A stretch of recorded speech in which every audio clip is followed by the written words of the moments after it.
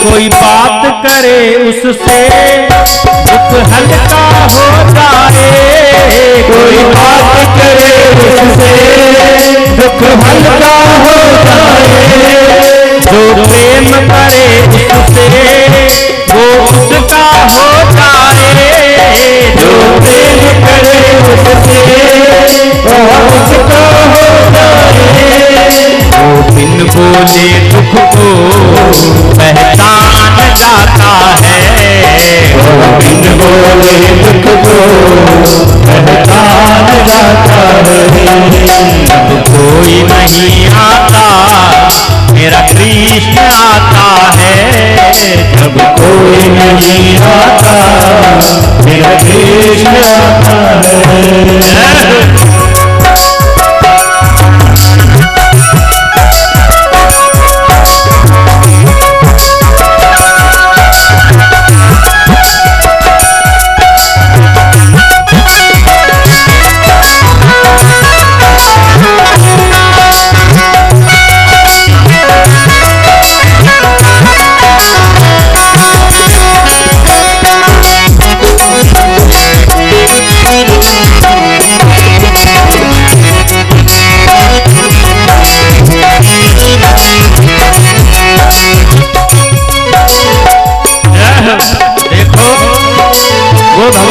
परमात्मा वो जगत नियंता जगदाधार है महाराज, लेकिन एक चींटी भी उसे पुकारती है ना, वो दौड़ा चला आता है। वो पूरे संसार का मालिक है, दुनिया का मालिक, पर चींटी भी उसे बुलाए तो दौड़ा चला आता है। ये इतना बड़ा होकर दुखियों से प्यार करे, इतना बड़ा होकर दुखियों से प्यार करे, छोटा हो या हो बड़ा वो सबसे प्यार करे, छोटा हो या बड़ा वो सबसे प्यार करे। भक्तों का कहना वो मान जाता है, भक्तों का कहना वो मान जाता है। जब कोई नहीं आता मेरा श्याम आता है, कोई नहीं आता मेरा श्याम आता है। मेरे दुख के दिनों में वो बड़ा काम आता है, दुख के दिनों में वो बड़ा काम आता है। मेरे दुख के दिनों में वो बड़ा काम आता है। बोलिए भक्तवत्सल भगवान की जय जय श्री राधे श्याम। भगवान ने कहा बुआ तो दुख तो हम आपको देंगे नहीं। भगवान जाना चाह रहे थे, पांडवों ने रोका, रुक गए। क्यों रुके? इसलिए नहीं रुके, आज पांचों पांडव रोक रहे हैं इसलिए रुके। उनका कोई भक्त है जो 52 दिनों से बाणों की सैया पर लेटा हुआ है, अंतिम क्षणों में अपने प्रभु को याद कर रहा है। प्रातः काल हुई, भगवान जा रहे थे भीष्म पितामह के पास। कुरुक्षेत्र की भूमि में लेटे हैं 52 दिनों से। पांडवों ने कहा हम भी चलेंगे, द्रौपदी भी साथ में चली, चरणों में प्रणाम किया। भीष्म दादा ने कहा कृष्ण दूसरों को सम्मान कैसा देते हैं, ये तो कोई आपसे सीखे। आप आए, बहुत कृपा करी। भगवान ने कहा बोले ये आपके पौत्र हैं दादाजी, अब सम्राट बन गए हैं, इनको कुछ उपदेश करो।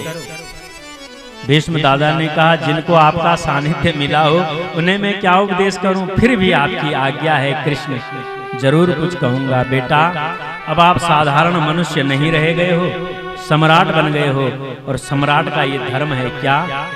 जीवन में जाने अनजाने में पाप बनते हैं, उसके प्रायश्चित के लिए काम करना क्या? कि दान धर्मान, राज धर्मान, मोक्ष धर्मान विभागस, स्त्री धर्मान, भगवत धर्मान, समासभ्यास योगता। दान की प्रवृत्ति जीवन में सदा बनाना बेटा, क्योंकि यतो दानम न जायेता तद द्रव्यम मलवत स्मृतम। हम कंजूसी करते हैं, हमारे बेटे नाती पोते के काम ये पैसा आएगा। ध्यान देना, दान से कभी जीवन में दरिद्रता नहीं आती, संपत्ति बढ़ती है। यतो दानम न जायेत, जिस धन से दान नहीं किया जाता है मल के समान है। आप लोगों ने गरुड़ पुराण तो सुना ही होगा, उसमें स्पष्ट लिखा होगा, वो तो गरुड़ पुराण तो आपने कई बार सुना होगा, जाते होंगे गांव में होते रहते हैं। क्या लिखा है? बोले आदत्त दानात अभवत दरिद्रो दरिद्र भावात प्रकरोति पापम पाप प्रभावात नरकम प्रयाति पुनर्दरिद्रो पुनरेव पापी। जो दान नहीं देता है ना, उसके जीवन में दरिद्रता आती है। जब मरता है तो दरिद्र घर में जन्म लेता है, पाप करता है और दरिद्र ही नरक भोग करके फिर दरिद्र ही बनता है। सत्पात्र दानाच भवे धनाढ्यो धनाढ्य भावात प्रकरोति पुण्यम पुण्य प्रभावा स्वर्गम प्रयाति पुनर्धनाढ्यो पुनरेव दाता। अच्छे काम में और सत्पात्र को धन दे करके जो जाता है ना महाराज, वो स्वर्ग में जाता है। जब जन्म लेता है अच्छे संपन्न परिवार में जन्म लेता है, दाता ही बना रहता है, याचक नहीं बनना पड़ता। इसलिए घर के दरवाजे पर कोई मांगने आए धुतकारना नहीं। अब तो गेट पर लोग लिख देते हैं, बोले यहाँ कुत्ते रहते हैं। बहुत से घरों में शहरों में जाते हैं ना, कुत्ते रहते हैं। आदमी कहाँ रहता है ये भगवान जाने भाई। जब अंदर कुत्ते, डराने के लिए लिखते तो डराने के लिए कि कोई अंदर ना आ जाए। क्या लिखा रहता है? यहाँ कुत्ता रहता है या यहाँ कुत्ते रहते। अब मनुष्य कहाँ रहता है ये भगवान जाने। चलो ज्यादा बातें क्या करनी, बोलो वृंदावन बिहारी लाल की जय। घर के दरवाजे पर कोई मांगने आए मेरी माँ बहन, उसको धुतकारना नहीं। नहीं देने की इच्छा है मत देना, मीठी बोली ही दे देना। शास्त्र कहता है याचका नैव याचन्ते बोधयन्ति गृहे गृहे दीयताम दीयताम नित्यम अदातुर गतिरीदृशी। बोले भैया हमारे दरवाजे पर भी पहले जन्म में लोग मांगने आए, हमने उनको धुतकारा, आज हमें दरवाजे दरवाजे मांगने जाना पड़ता है। इसलिए कभी धुतकारना नहीं। नहीं देना हो तो प्रेम से कहना, भैया मेरी देने की इच्छा नहीं है, रास्ता आगे बढ़ो। प्रेम से बोलो, ठीक है। इसलिए दान धर्मा, दान की प्रवृत्ति अपनाना, पाप समाप्त जीवन से हो जाएंगे। राजधर्मान बेटा तुम राजा बन गए हो, राज धर्म का निर्वहन करना। कभी भी प्रजा में और पुत्र में भेद नहीं समझना। पुत्र के समान प्रजा को मानना। मोक्ष धर्मान विभाग सा, राजपाट में ऐसे न फंस जाना अपने मोक्ष के लिए कुछ न कर पाओ। मोक्ष के लिए सत्कर्म करते रहना बेटा। स्त्री धर्मा है बेटा। पांडव, जिस राजा के राज्य में, जिस गृहस्थी के घर में स्त्रियों का सम्मान होता है न पौत्रों, उसके घर में महाराज खूब धन धान्य की वृद्धि होती है। अन्नपूर्णा का भंडार सदा बना रहता है। वहाँ सदा संपत्ति नृत्य आनंद के साथ नृत्य करती रहती है। इसलिए स्त्रियों का सम्मान सदा करना बेटा। इतना कहा भीष्म दादा ने। द्रौपदी हंसी। भीष्म दादा ने कहा बेटी मैं उपदेश कर रहा हूँ तो हंस रही है। नहीं नहीं दादा, ऐसे ही हंसी आ गई। नहीं बेटी, तू कोई साधारण स्त्री नहीं है, तू कुलीन स्त्री है। और कोई भी कुलीन स्त्री अपने से बड़ों के सामने अकारण नहीं हंसा करती। और उस पर भी तू साम्राज्ञी। तेरे हंसने का कारण क्या है बेटी बता। नहीं पितामह ऐसे ही हंसी। बोले नहीं बेटी, इन बाणों का दर्द मुझे उतना नहीं हो रहा है जितनी वो हंसी मुझे चुभ रही है। बता तू हंसी क्यों। द्रौपदी ने कहा पितामह आज बड़ा स्त्री धर्म का उपदेश आप कर रहे हो उस दिन आपका ये स्त्री धर्म कहाँ चला गया था? जिस दिन भरी सभा में वह पापी दुशासन मुझे निर्वस्त्र अवस्था में ला रहा था, मेरी साड़ी उतार रहा था, आप एक बार उंगली खड़ी कर देते, किसी की सामर्थ्य त्रिलोकी में नहीं थी, मेरी और दृष्टि भी उठा देता और उसने मेरे वस्त्रों तक हाथ पहुंचाया। उस दिन आपका ये स्त्री धर्म का उपदेश कहाँ था?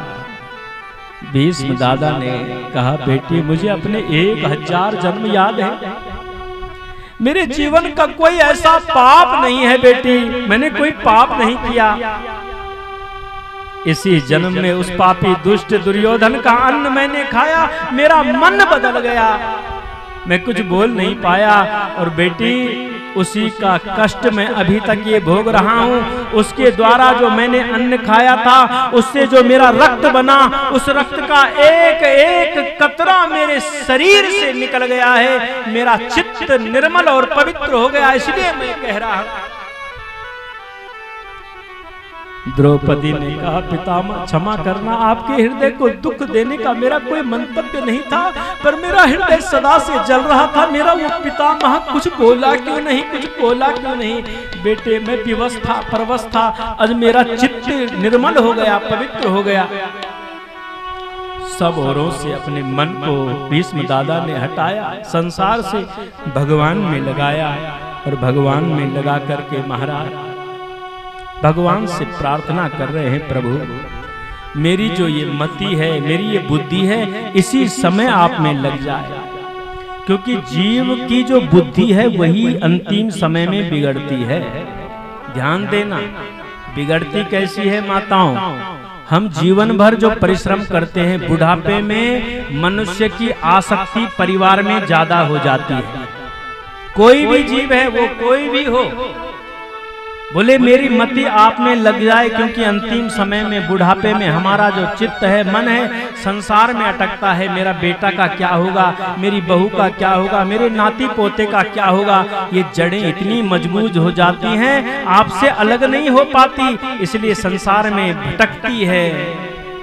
प्रभु मेरी ये मति इसी समय आप में लग जाए, मैं इस मति को आपसे आपको देता हूँ। मैंने इसको बड़ा संभाल करके रखा है, बेटी के समान, बेटी के समान संभाल करके रखा। बेटी की रक्षा कैसा करता है मनुष्य?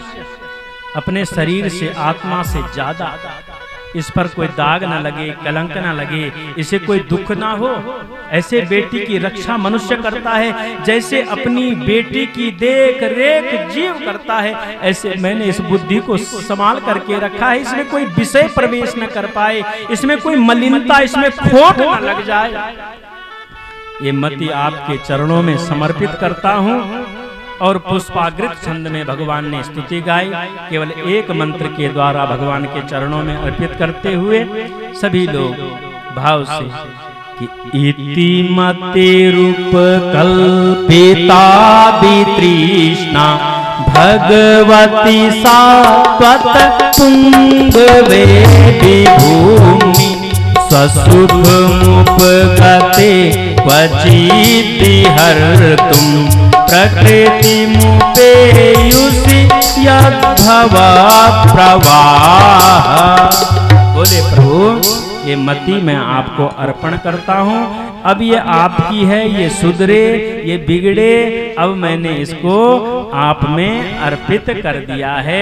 बड़ी चतुराई के साथ में भगवान से संबंध भीष्म दादा ने जोड़ा, शरीर से दिव्य ज्योति निकली, भगवान के चरणों में समाहित हो गई। महाराज बोलिए भक्तवत्सल भगवान की जय जय श्री राधे श्याम।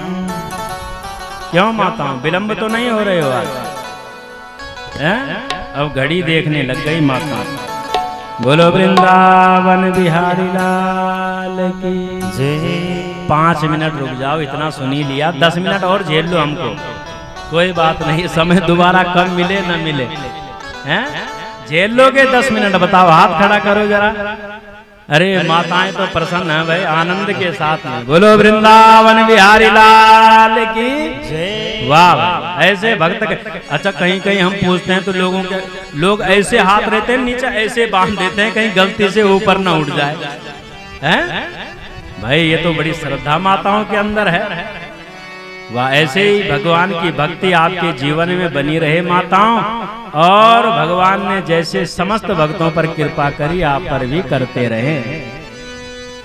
इसके बाद में भगवान गए द्वारिका। द्वारिका जब गए महाराज, इसी बीच में उत्तरा के गर्भ से एक बालक का जन्म हुआ, और वो चारों ओर देख रहा था। परित्रा इक्षिता इति परीक्षिता, विद्वानों ने नाम रखा परीक्षित महाराज। उसी समय ये जब से जन्म लिया ये रोता रहता महाराज, और भगवान कृष्ण आए हैं। भगवान को जैसे इसने देखा, बोले यही तो है वो जिसने गर्भ में मेरी रक्षा करी। हंसने लगा, मुस्कुराने लगा। भगवान ने आशीर्वाद इसको दिया है महाराज। और इसके बाद में भगवान पुनः द्वारिका गए। अर्जुन ने कहा, बोले हम भी जाएंगे महाराज कृष्ण के साथ में। और जब कृष्ण के साथ में गए हैं अर्जुन माताओं, तो 6 महीने हो गए, अर्जुन लौट करके नहीं आए। 6 महीने युधिष्ठिर को चिंता होने लगी महाराज। 6 महीने बाद जब अर्जुन लौटे, क्या देखा? अर्जुन के जो मुख की कांति है वो फीकी पड़ी हुई है, चेहरे पर तेज नहीं है। युधिष्ठिर ने कहा, भैया क्या बात हो गई, तुम्हारे मुख की कांति क्यों फीकी पड़ी हुई? अर्जुन की आंखों से आंसू बह चले। युधिष्ठिर का हृदय घबराने लगा, भैया क्या बात हो गई? बोले, भैया जिन भगवान कृष्ण की कृपा से हमने महाभारत जैसे महाभयानक युद्ध को ऐसे जीता जैसे महासमुद्र को कोई गाय के खुर के गड्ढे को पार कर ले, ऐसे ही अनायास हमने उस महाभयानक युद्ध को पार किया, जीता। आज वो भगवान कृष्ण श्री कृष्ण हमारे बीच में न रहे। इतना जब सुना महाराज, कुंती का चित्त भगवान में लीन हो गया, प्राण पखेरु भगवान में लीन हो गए महाराज। पांडवों ने सोचा अब यहाँ रहने का कोई हमारा अस्तित्व नहीं। उसी समय परीक्षित को बुलाया, राज सिंहासन पर राज तिलक किया, स्वयं वल्कल वस्त्र धारण करके उत्तराखंड की यात्रा कर रहे थे। परीक्षित से कहा, बेटा अंतिम उपदेश हमारा धारण कर लेना, ग्रहण कर लेना। शरण में कभी शत्रु भी आ जाए उसकी रक्षा जरूर करना, यही क्षत्रिय धर्म है, यही राजधर्म है। शत्रु में शरण भी आ जाए। पांडव लोग चले गए। परीक्षित कुछ समय बाद कुछ बड़े हुए महाराज, और जब बड़े हुए इन्होंने सोचा क्यों ना दिग्विजय के लिए निकलूं। जहां जाते अपने दादाओं का यश कीर्ति इनको सुनने को मिलती, माताओं इनको बड़ी प्रसन्नता होती। घूमते राजा परीक्षित एक वन में पहुंचे। वहां क्या देखा? एक बैल था, बैल जिसके 3 पैर तो कट गए, एक पैर पर खड़ा है। उसके सामने एक गाय है, वो गाय रो रही है। वो बैल कह रहा है, क्यों रो रही हो देवी? क्या मैं एक पैर पर खड़ा हूं, मेरे 3 पैर नष्ट हो गए इसलिए रो रही हूं? बोले हाँ, ये जो वृषभ है ना बैल, ये साक्षात धर्म है। ये जो गाय है ये साक्षात पृथ्वी है। वो धर्म कह रहा है, या तुम्हारे रोने का कारण ये तो नहीं है कि भगवान ने तुम्हारे ऊपर अनेक लीलाएं करी, वो तुम्हें छोड़ करके चले गए? बोले दोनों ही कारण मेरे दुख के हैं। इनकी आपस में वार्ता चल रही थी। उसी समय काला कलू का पुरुष आया, वो उस वृषभ को लात मारने लगा, हाथ में तलवार निकाली। बोले दुष्ट, तेरा ये 4था चरण भी मैं काट डालूंगा। धर्म के 4 चरण हैं, सत्य, दया, दान और पवित्रता। कलयुग के आते आते 3 पैर कट गए हैं, सत्य, पवित्रता और दया। दया किसी के हृदय में नहीं है, सत्य कोई बोलता नहीं है, पवित्र कोई रहना चाहता नहीं, केवल एक चरण पर टिका है, वो है दान। ये 4था पैर काटना चाहता था। उसी समय परीक्षित आए। अरे बोले दुष्ट, मेरे राज्य में निरपराध जीवों की हिंसा करता है, तुझे मैं छोड़ूंगा नहीं। और राजा परीक्षित ने कहा कि यस्य राष्ट्रे प्रजा सर्वः त्यस्यन्ते साध्य साधुभिः तस्य मत्तस्य नश्यन्ति कीर्तिर आयुर्भगोगति। बोले जिस राजा के राज्य में निरपराध जीवों की हिंसा होती है, उसकी आयु, यश, कीर्ति और ऐश्वर्य ये सब समाप्त हो जाते हैं महाराज, इसलिए मैं तुझे छोड़ूंगा नहीं। कलयुग ने समझ गए ये तो परीक्षित है, ये कृष्ण की कृपा प्रसादी का इनको प्राप्त है महाराज, इसलिए इनसे मैं लड़ नहीं सकता। चरण पकड़ लिए, चरण जैसे पकड़े राजा परीक्षित ने कहा मेरे राज्य से दूर चला जा। कहाँ जाऊं महाराज, जहाँ जाता हूँ आपका ही राज्य है, रहने के लिए कुछ स्थान तो दे दो। तो राजा परीक्षित ने 4 स्थान दिए कलयुग को। कौन कौन से? द्यूतम पानम स्त्रियः सूनः यत्रा धर्मश्च चतुर्विधा, जहाँ जुआ खेला जाता हो, मदिरा पी जाती हो महाराज, जहाँ दुराचार व्यभिचार होता हो और जहाँ हिंसा होती हो, जीव की हिंसा होती हो। कलयुग ने कहा ये गंदे स्थान दे दिए, एक अच्छा तो दे देते। बोले पुनश्चा याचमानाय जात रूप मदात प्रभो ततो नृतम मदम कामम रजो वैरम च पंचमम, स्वर्ण में दे दिया महाराज। घर आए राजा परीक्षित, संदूक में रखा था एक मुकुट जो जरासंध राजा का था, भीमसेन लेकर के आए। इसे पहन करके मृगया करने के लिए गए जंगल में। मृगया माने शिकार खेलने जाते होंगे शौकिया लोग। जैसे जंगल में गए, दिन भर भूखे थके थे, तो दूर पहुंचे, भूखे प्यासे थे, समीक मुनि के आश्रम पर पहुंचे। समीक मुनि का ध्यान लगा था भगवान में, इनको मालूम पड़ा नहीं कि यहाँ राजा आए हैं। राजा ने सोचा ये मेरा तिरस्कार कर रहा है, कहीं राजा की सेवा न करनी पड़ जाए। मरा हुआ सर्प सामने पड़ा था माताओं, धनुष से उठाया, समीक मुनि के गले में डाला। किसी ने समीक पुत्र को बताया, बोले तेरे पिता के गले में आज किसी ने मरा हुआ सर्प डाला है। राजा परीक्षित अपने राज्य में आ गए। श्रृंगी ने जैसे देखा मेरे पिता के गले में मरा हुआ सर्प, जोर से रोने लगे। समीक मुनि का ध्यान भंग हुआ, बेटा क्यों रो रहा है? बोले राजा ने आपके गले में वो सर्प डाला है ना, मैंने उसको शाप दे दिया है पिताजी। क्या शाप दिया तूने उसे? बोले उसको आज से ठीक 7वें दिन आकर तक्षक नाग डसेगा। ये तूने ठीक नहीं किया बेटा, आज के बाद ऐसा धर्मात्मा राजा इस धरती पर जन्म नहीं लेगा, तूने ठीक नहीं किया। उसी समय गौरमुख नाम के एक ब्राह्मण को, शिष्य को बुलाया, जाओ बेटा राजा परीक्षित को बोलो उनके पास केवल 7 दिन बचे हैं, क्योंकि 7 दिनों में तक्षक के द्वारा डसने का शाप श्रृंगी ऋषि ने उनको दे दिया। गौरमुख गया, जैसे गया राजा परीक्षित अपने उस मुकुट को उतार रहा था, सोच रहा था मैंने आज अपने कुल को कलंक लगा दिया, कलंक लग गया मेरे कुल को। हमारे कुल में कभी किसी ने संतों का, ब्राह्मणों का तिरस्कार नहीं किया, मैंने आज कलंक लगा दिया है। विचार कर ही रहा था, उसी समय वो गौरमुख नाम का ब्राह्मण आया। राजा विचार करने का समय तेरे पास नहीं है, क्योंकि तेरे पास केवल अब 7 दिन हैं, 7वें दिन तुझे आकर तक्षक नाग डसेगा।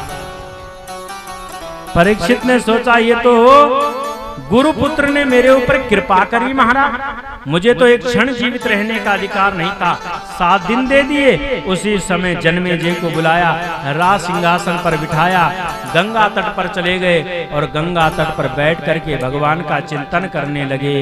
और जो बड़े अमलात्मा, विमलात्मा, मुनीन्द्र, योगींद्र थे, सबको मालूम पड़ा है भगवान ने प्रेरणा दी, जाओ मेरा एक भक्त मृत्यु के भय से जल रहा है, उसे कुछ शांति प्रदान करो।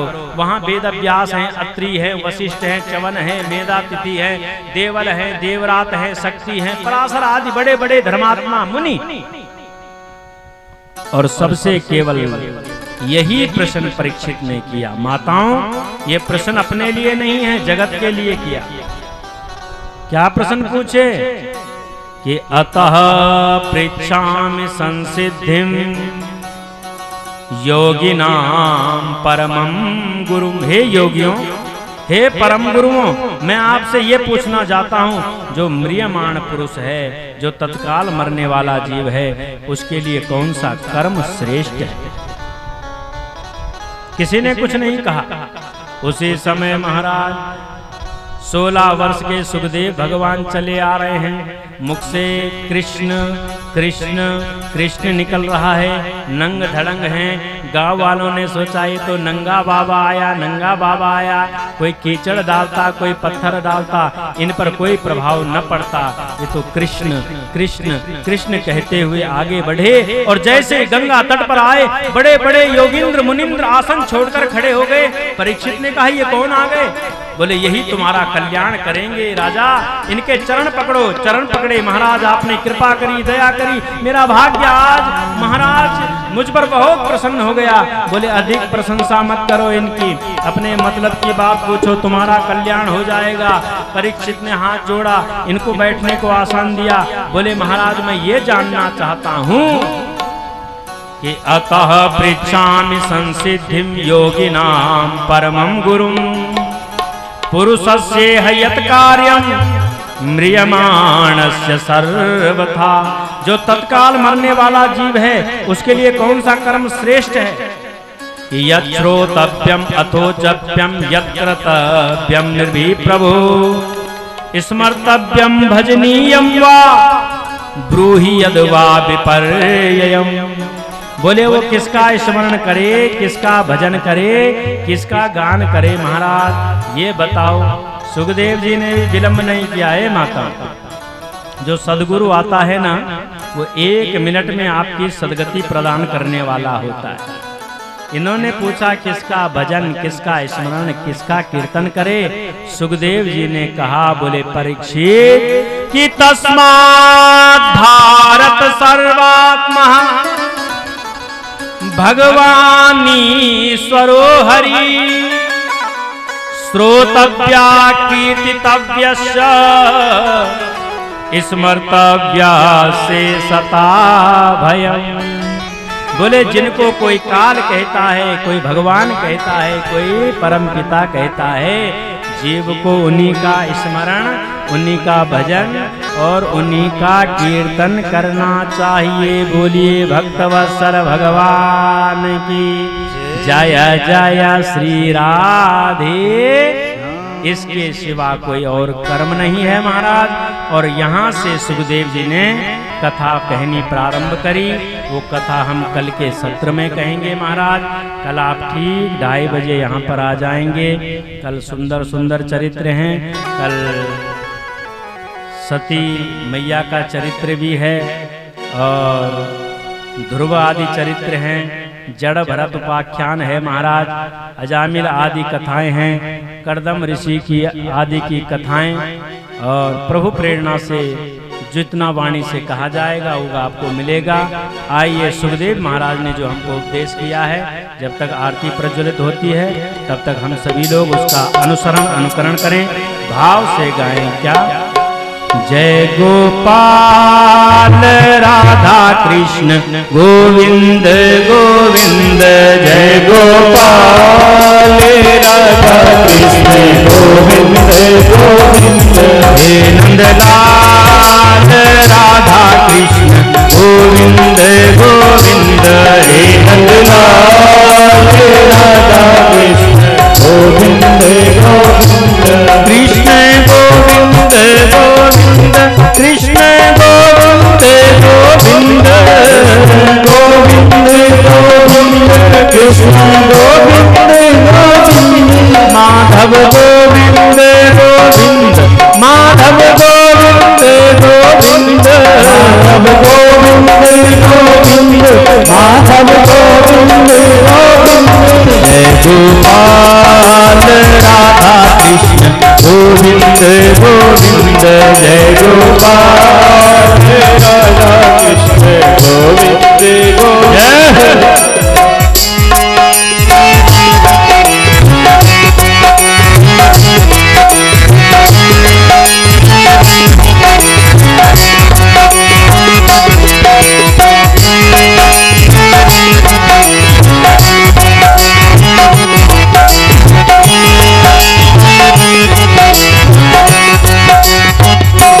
कृष्ण गोविंद गोविंद। कृष्ण गोविंद गोविंद। कृष्ण गोविंद गोविंद।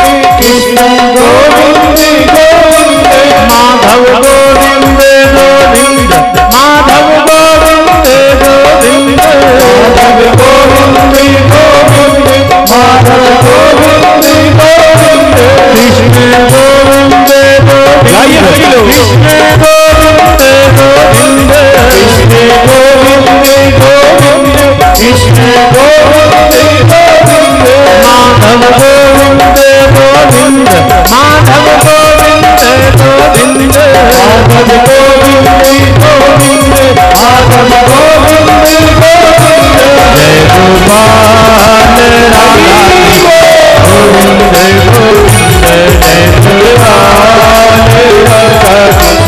गोविंद गोविंद हेमलाल राधा कृष्ण गोविंद गोविंद हे गोपाल राधा कृष्ण गोविंद गोविंद कृष्ण गोविंद गोविंद कृष्ण गोविंद गोविंद माधव गोविंद गोविंद माधव गोविंद गोविंद केशव गोविंद गोविंद केशव गोविंद गोविंद बोलो गोविंद गोविंद गोविंद गोविंद जय गोपाल राधा कृष्ण गोविंद बोलिए भक्तवत्सल भगवान की बोलिए श्रीमद् भागवत महापुराण की बोलिए देवी भागवत महापुराण की जय जय श्री राधे श्याम। ओम सूर्यो अजायत श्रोत्रश्च प्राणश्च मुखात् अग्निरजायत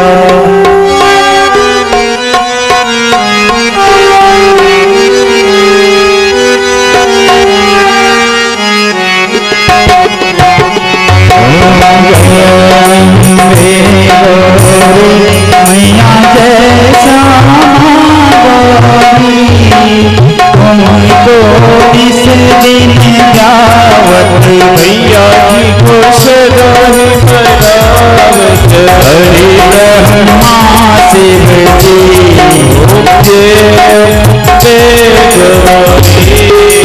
आंख से विराजत तीनों विघ्नत हो मैया जी को विघ्नत हो जल से तो नयना निर्मल से जो दयाला चंद्र बदन नीलो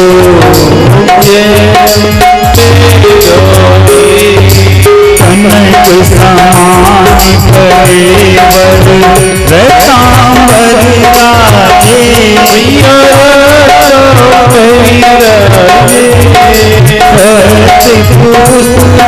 माला लाल माला कंठन पर साधे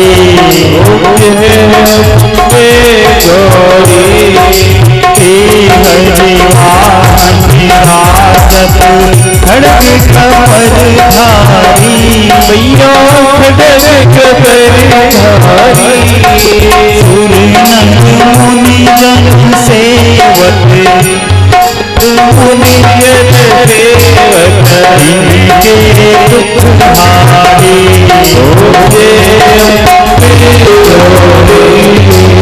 आनंद कुंडल शोभित आशा से मोती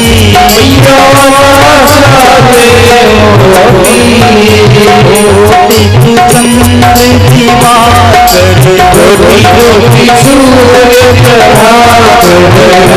जप समज्योति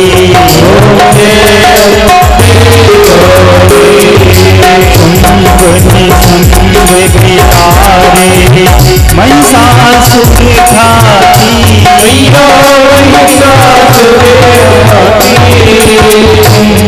त्रिलोचन नयना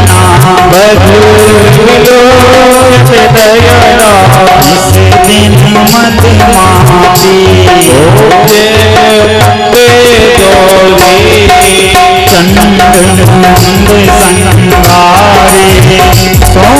बीज हरे शोक बीज हरे मधु पे प्रभु मारे मधुराज हरे भयहीन करे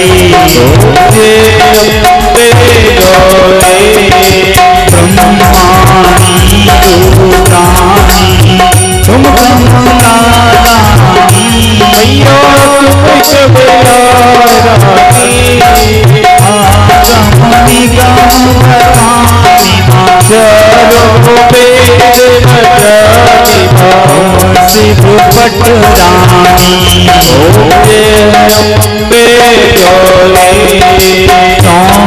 सत्योगिनी गावत नृत्य करत भैरो मैया बाजत ताल मृदंगा शंख बाजत डमरू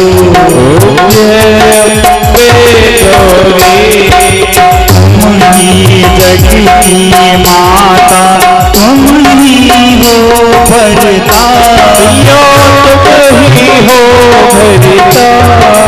भक्तन के दुख हरती माँ सेवक के कष्ट हरती संपत्ति करता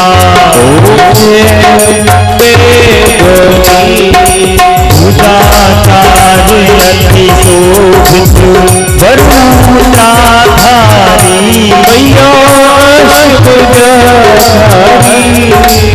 मनवांचित फल पावत इच्छा फल पावती देवत नर नारी